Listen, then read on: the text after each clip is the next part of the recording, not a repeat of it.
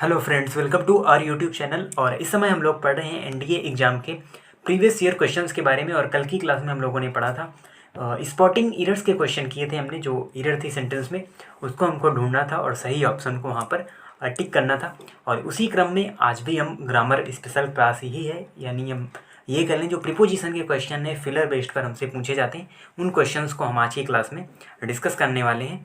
तो चलिए स्टार्ट करते हैं आज की क्लास को। और सबसे पहले देखते हैं कल वाले क्वेश्चन को जो हमने कल आपसे पूछा था, तो उसको भी हम आपको बता देते हैं। तो देखिए, ये जो हमारा क्वेश्चन है ये Mahatma Gandhi was a lover of humanity and Khalistan believer in goodness of human nature.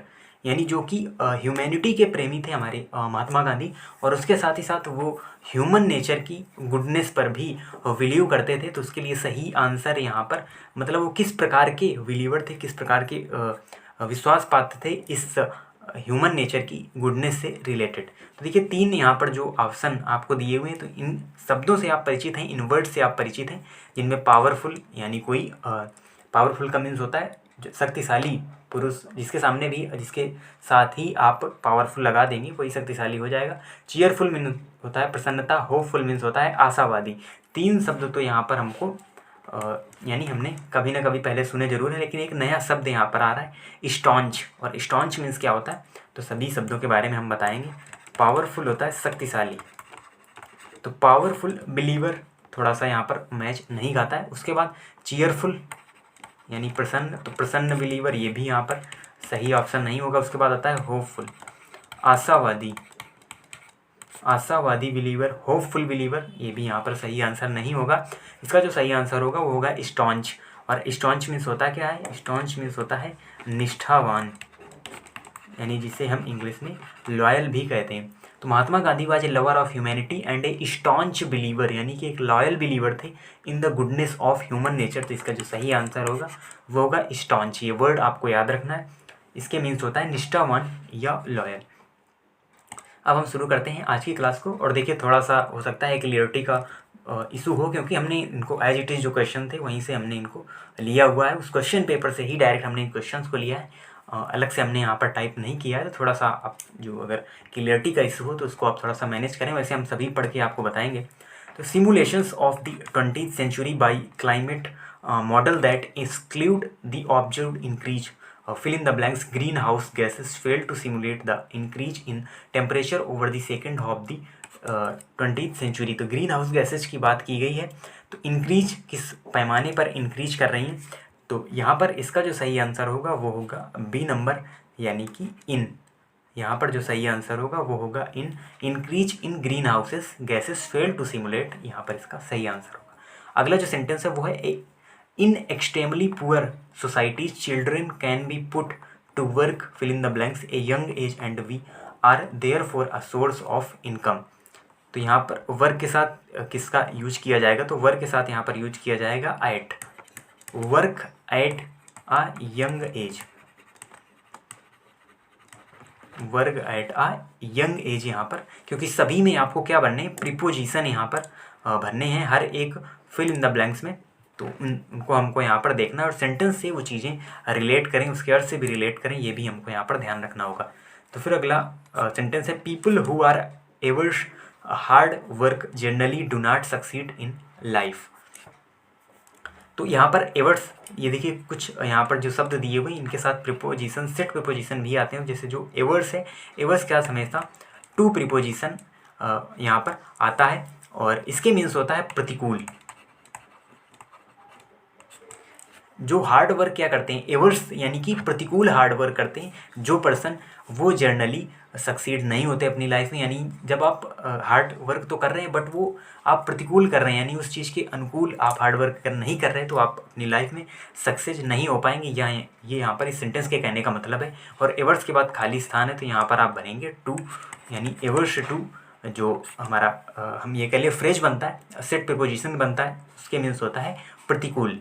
और पीछे अगर हम बात करें जो वर्क एट होता है, वर्क एट का मीन्स होता है टू मेक एन एफर्ट, यानी एक एफर्ट डालना, कार्य करना, ये मीन्स होता है वर्क एट का। तो अगला सेंटेंस है यहाँ पर I have known her a long time. देखिए यहाँ पर टाइम दे दिया गया, अब सिंस फॉर एट बिफोर, तो देखिए बिफोर एट पहले ही यहाँ पर गलत हो जाएंगे। हम दो ही चीज़ों का यूज करते हैं, फॉर या सिंस निश्चित और अनिश्चित समय के लिए, और यहाँ पर जो आपको यूज करना है वो आपको यूज करना है फॉर का, फॉर अ लॉन्ग टाइम, यानी क्योंकि टाइम जो है वो निश्चित नहीं है, एक लंबे समय की हमने बात कर दी। अगर हम एक पर्टिकुलर एक हम डेट देते, कोई एक मंथ देते जो निश्चित होता, तो फिर हम यहाँ पर यूज करते किसका, सिंस का, इसलिए अभी हम यहाँ पर यूज करेंगे फॉर का।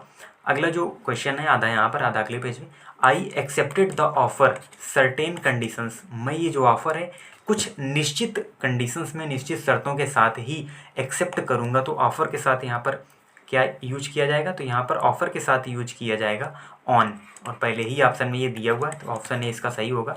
आगे भी कुछ ऑप्शन दिए गए होंगे, देखिए इन, बाई और विद इन, तीन ऑप्शन ये दिए हुए हैं और ऑन ऑप्शन दिया हुआ है, तो यही ऑप्शन यहाँ पर सही होगा। और ऑफ़र ऑन का अगर हम बात करें, ऑफ़र ऑन से क्या मीन्स निकलेगा, ये निकलेगा अवेलेबल। तो जो ऑफ़र अवेलेबल है मैं उसे कुछ सर्टेन यानी कि निश्चित शर्तों के साथ ही एक्सेप्ट करूँगा। अगला फिर क्वेश्चन आता है 36 नंबर, यानी यहाँ पर नंबर तो हमने क्योंकि एज इट इज़ ये क्वेश्चन पेपर से उठाए क्वेश्चन, तो इसीलिए यहाँ पर वहाँ पर 31 से 40 तक आपके ये फिल इन द ब्लैंक्स दिए हुए थे प्रीपोजिशन बनने के लिए, इसीलिए नंबर, बट 36 का मतलब आप 6 नंबर यहाँ पर सेंटेंस समझिए। She is a women of humble origin, she is a women humble origin, तो देखिए सेंटेंस को पढ़ने से ही लग रहा है कि यहाँ पर जो प्रीपोजिशन यूज होगा वो होगा ऑफ, यानी किस प्रकार की वो महिला थी। तो she is a women of humble origin, वो एक दयालु, एक हम्बल ओरिजिन की महिला है, ये यहाँ पर इसका अर्थ होगा। फिर अगला सेंटेंस है there is no cure the common cold, cure के साथ किस प्रीपोजिशन का यूज होगा, देखिए क्योर एक नाउन भी है, क्योर एक वर्ब भी है, तो जब ये यूज होता है एज अ नाउन इसके साथ यूज होता है फॉर, और जब ये वर्ब के रूप में तो फिर यहाँ पर ऑफ, और यहाँ पर है ये एक नाउन के रूप में, इसीलिए यहाँ पर क्योर फॉर सही आंसर होगा। There is no cure for the common cold, ये इसका सही आंसर होगा। फिर है 38 number, I ran John yesterday, और यहाँ पर थोड़ा सा एक शब्द है जो मिस हो गया है, वॉच ए प्लीजेंट सरप्राइज, यानी आई रैन, रैन के साथ यहाँ पर ये देखिए एक फ्रेजल वर्ब का ये एक सेंटेंस है, यानी फ्रेजल वर्ब का फिल इन द ब्लैंक्स है। प्रीपोजिशन और फिल इन द ब्लैंक्स यानी प्रीपोजिशन और फ्रेजल वर्ब दोनों एक ही चीज़ें, मिलती जुलती चीज़ें हैं, और वहाँ पर भी एक सेट प्रीपोजिशन बन जाता है हमारा फ्रेजल वर्ब। तो आई रैन जॉन यस्टरडे, तो देखिए एक फ्रेजल वर्ब होती है रैन इनटू, रैन इनटू एक फ्रेजल वर्ब होती है जिसका मीन्स होता है अचानक मिलना, यानी आपको उम्मीद नहीं थी लेकिन अचानक कोई मिल जाए तो उसका मीन्स होता है क्या, रैन इनटू का मीन्स होता है अचानक मिलना, मीट बाई अ चांस। तो आई रैन इनटू यहाँ पर सही आंसर होगा, answer number D. I ran into John yesterday was a pleasant surprise, ये मेरे लिए एक सरप्राइज की बात थी क्योंकि मुझे उम्मीद नहीं थी कि जॉन कल मुझे मिलेगा, बट कल मुझे जॉन मिल गया अचानक, तो इसीलिए रैन इनटू का यूज यहाँ पर किया जाएगा। ये एक फ्रेजल वर्ब है जिसका मतलब होता है मीट बाई अ चांस।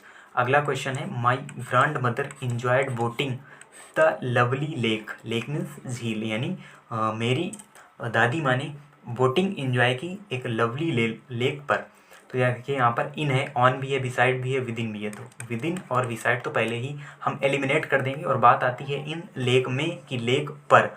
तो देखिए अगर यहाँ पर दिया होता स्विमिंग या डाइविंग तो हम यूज कर लेते इनका, क्योंकि डाइविंग के लिए आपको अंदर जाना पड़ेगा, जल के अंदर जाना पड़ेगा, लेकिन जो बोटिंग होती है वो हम जल के सरफेस पर ही करते हैं, हम नीचे तो जाकर बोटिंग करते ही नहीं हैं, इसीलिए यहाँ पर सही होगा आपका ऑन दी लवली लेक, यानी झील के ऊपर हम बोटिंग इंजॉय करेंगे। तो कहाँ पर इंजॉय करेंगे, हम ये इंजॉय करेंगे लेक के ऊपर, ना कि लेक के अंदर, इसीलिए यहाँ पर यूज होगा ऑन का, ना कि इनका। तो अगला और लास्ट जो हमारा क्वेश्चन है वो है he visits the needy to relieve them their sufferings and poverty. अब यहाँ पर आपको सफरिंग्स दिखा तो आपको यहाँ पर फ्रॉम ऐसा लगेगा कि हम यहाँ पर फ्रॉम लगाएं, क्योंकि सफरिंग फ्रॉम फीवर हम एप्लीकेशन लिखते रहे अपने स्कूल डेज में, सफरिंग फ्रॉम फीवर, तो सफरिंग की जगह फ्रॉम का, लेकिन यहाँ पर ये सही नहीं होगा। यहाँ पर जो ऑप्शन सही होगा वो होगा ऑफ, यानी relieve he visits the needy to relieve them of their sufferings and poverty. तो यहाँ पर ऑफ ऑप्शन सही होगा, ना कि फ्रॉम। तो ये हमारे 10 सेंटेंस है जो प्रीपोजिशन से रिलेटेड पूछे गए थे। और ये देखिए, ये हमारी आज एनडीए की लास्ट क्लास है, यानी जो कई सारे 2020 का एग्ज़ाम हो, 2020 में वैसे एक ही एग्ज़ाम हुआ, और 2021 का जो फर्स्ट एग्ज़ाम हुआ यानी दूसरा एग्ज़ाम अभी 14 नवंबर को होगा। एनडीए और सीडीएस दोनों एग्ज़ाम एक ही साथ होने वाले, आने वाले 14 नवंबर को यानी 14 नवंबर को। तो देखिए, एनडीए की कई सारी क्लासेस हमने कंप्लीट की, जिनमें सिनोनिम्स, एंटोनिम्स के बारे में हमने पढ़ा, और साथ ही साथ कुछ ग्रामर के भी टॉपिक थे जिनको हमने डिस्कस किया, जिनमें स्पॉटिंग एरर है या फिल इन द ब्लैंक्स के प्रीपोजिशन के क्वेश्चन हैं। तो अब हम क्या करेंगे कि अब हम सीडीएस की जो क्लासेज हैं उनको अब हम कंप्लीट करेंगे। जो सीडीएस के प्रीवियस ईयर क्वेश्चन है, सीडीएस के प्रीवियस ईयर क्वेश्चन है, सबसे पहले 2020 फर्स्ट वाले, फिर 2020 सेकंड, और इस प्रकार से जो सीडीएस के भी प्रीवियस ईयर क्वेश्चन हैं, एंटोनिम्स हैं, सिनोनिम्स हैं या फिल इन द ब्लैंक्स हैं, उसके अलावा स्पेलिंग्स मिस्टेक्स हैं, उनके बारे में हम डिस्कस करेंगे कल से। इसीलिए हमने कोई भी क्वेश्चन आज आपसे नहीं पूछा है, डेली मैसेज पर से आपसे एक क्वेश्चन पूछते हैं। तो ये हमारी एनडीए की अलग प्लेलिस्ट होगी, सीडीएस की कल से अलग प्लेलिस्ट बन जाएगी। और ऐसा बिल्कुल भी नहीं है कि जो एनडीए के स्टूडेंट्स हैं वो इन क्लासेज को अब ना देखें, ऐसा बिल्कुल भी नहीं है। आप सभी को ये जो क्लासेज हैं बराबर आपको ज्वाइन रखनी है, क्योंकि इंग्लिश देखिए अलग नहीं होती है, सभी जो वोकैब है वो सभी जगह पूछी जा सकती है। और यही आपस में यानी सीडीएस एनडीए के तो एक ही बॉडी के द्वारा एग्ज़ाम कंडक्ट कराए जाते हैं। तो कभी आपको इनमें जो वोकैब है वो भी आपको देखने को मिलेगी, सीडीएस वाली कभी एनडीए में। वैसे एनडीए वाली सीडीएस में आती नहीं, क्योंकि जो सीडीएस का लेवल होता है ग्रेजुएशन लेवल होता है, इसीलिए एनडीए से अप लेवल आपको देखने को मिलेगा। तो आप अब वार्म अप हो चुके हैं, यानी एनडीए की हम जो प्रैक्टिस थी वो हम कर चुके हैं, यानी प्रीवियस ईयर क्वेश्चन हम सॉल्व कर चुके हैं एनडीए वाले। तो यहाँ पर थोड़ी सी आपको हल्की वोकैब मिलेगी और वो भी काफ़ी इंपॉर्टेंट है। और जब आप सीडीएस के लेवल पर जाएंगे तो फिर आपको और अच्छी वोकैब देखने को मिलेगी। तो सभी आप एसएससी एस्पिरेंट्स हैं, एनडीए एस्पिरेंट्स हैं, यानी डिफेंस के एस्पिरेंट्स हैं, तो भी आपके लिए इंपॉर्टेंट है ही। उसके अलावा एसएससी और बैंकिंग के लिए भी ये जो वोकैब होगी काफ़ी इंपॉर्टेंट होगी, जो सीडीएस में पूछी गई है। तो उन क्लासेज को हम कल से यानी स्टार्ट करेंगे, सीडीएस की जो क्लासेज है, क्योंकि हमारा ये लक्ष्य है कि 14 नवंबर तक हम जो कई सारी जो पेपर्स हैं प्रीवियस ईयर पेपर्स, उनको हम यहाँ पर डिस्कस कर लें। वोकैब सेक्शन को तो कम से कम यहाँ पर डिस्कस ही कर लें। तो आप इसी तरीके से चैनल से जुड़े रहिए and meet you next day. Thanks for watching.